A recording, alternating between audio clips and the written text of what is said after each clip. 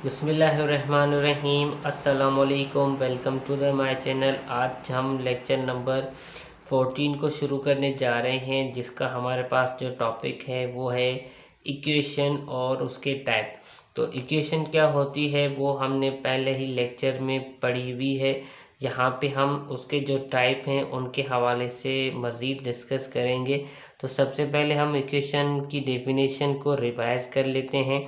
तो ऐसी एक्सप्रेशन जिसमें हमारे पास इक्वल टू की सिंबल इन्वॉल्व हो उसको हम क्या कहते हैं, इक्वेशन कहते हैं। जैसे फॉर सपोज हम अगर मिसाल ले लें तो ये हमारे पास एक एक्सप्रेशन है। अगर इस एक्सप्रेशन में इक्वल टू की सिंबल आ जाए तो इसको हम क्या कह सकते हैं कि इसको हम क्या कहेंगे, इक्वेशन। तो हमेशा ऐसी एक्सप्रेशन जिसमें इक्वल टू आपको नज़र आ जाए तो उसको हम क्या कहते हैं, इक्वेशन। अब इक्वेशन के कुछ टाइप होते हैं, उनमें जो हमारे पास फर्स्ट टाइप है वो है लीनियर इक्वेशन। अब लीनियर इक्वेशन सिंपल ऐसी इक्वेशन जिसमें वेरिएबल का जो पावर हो वो क्या हो, 1 हो। जैसे फॉर सपोज अगर हम इसी इक्वेशन को ले लें तो ये हमारे पास देखें तो इस लीनियर इक्वेशन का एग्जांपल है। तो सिंपल यहाँ पे जो x है उसका पावर आपको इनविजिबल नज़र आ रहा है, और इनविजिबल पावर हमेशा क्या होता है, 1 होता है। तो इस वजह से हमेशा जो आपका लीनियर इक्वेशन होगा उसमें आपको वेरिएबल का पावर नज़र नहीं आएगा।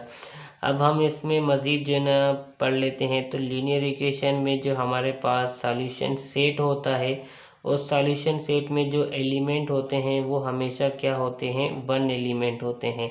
मतलब कि जब हम लीनियर इक्वेशन को सॉल्व करेंगे तो हमें जो रिज़ल्ट मिलेगा वो जस्ट 1 एलिमेंट का मिलेगा। अब नंबर 2 टाइप को देख लें। तो नंबर 2 टाइप हमारे पास इसमें क्या है, क्वाड्रेटिक इक्वेशन।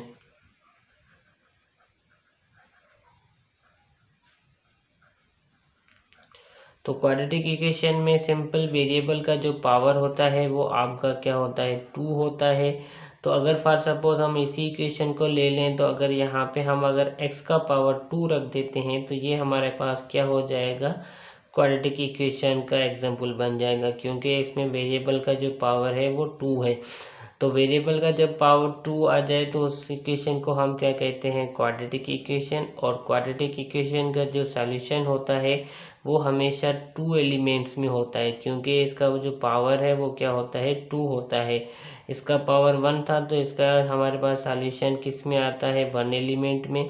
इसका पावर 2 है तो इसका हमारे पास जो सॉल्यूशन सेट बनता है वो 2 एलिमेंट में। अब इसकी जो थर्ड नंबर टाइप है उसको देख लेते हैं। थर्ड नंबर टाइप इसकी क्या है, क्यूबिक इक्वेशन। तो क्यूबिक इक्वेशन ऐसी इक्वेशन जिसमें जो वेरिएबल हो उसका पावर 3 हो। जैसे अगर हम इसी एग्जांपल को ले लें, अगर हम अब इस x का जो पावर है 3 रख लेते हैं तो ये हमारे पास क्या हो जाएगी, क्यूबिक इक्वेशन। तो हमेशा याद रहे कि अगर किसी भी इक्वेशन में जो ग्रेटर पावर हो वो 3 हो तो वो क्यूबिक इक्वेशन। अगर किसी भी इक्वेशन में ग्रेटर पावर 2 हो तो वो क्वाड्रेटिक इक्वेशन। और अगर किसी इक्वेशन में ग्रेटर पावर 1 हो तो वो हमारे पास क्या होगी, लीनियर इक्वेशन। तो हमारे पास जो क्यूबिक इक्वेशन होती है उसका जो सॉल्यूशन सेट होता है उसमें हमारे पास कितने एलिमेंट होते हैं, 3 एलिमेंट होते हैं। तो अब नंबर 4 जो इक्वेशन का टाइप है हम उसको पढ़ लेते हैं। नंबर 4 हमारे पास जो इक्वेशन का टाइप है वो है बाय क्वाड्रेटिक इक्वेशन। तो बाय क्वाड्रेटिक इक्वेशन में जो आपका पावर होता है वो ग्रेटर देन 3 होता है। तो हमारे पास जो वेरिएबल का पावर होगा वो अब सिंपल क्या होगा, 3 से ग्रेटर। तो 3 से ग्रेटर मतलब 4 भी हो सकता है आपका वेरिएबल का पावर, या फिर आपका वेरिएबल का पावर जो है ना वो 5 भी हो सकता है। तो इस वजह से आपको सिंपल अगर 3 से ग्रेटर पावर मिल जाए और उसमें इक्वेशन का टाइप पूछा जाए तो वो आपका टाइप क्या होगा, बाय क्वाड्रेटिक इक्वेशन। और इसमें जितना पावर होगा उतने ही हमारे पास सॉल्यूशन सेट के एलिमेंट बनेंगे।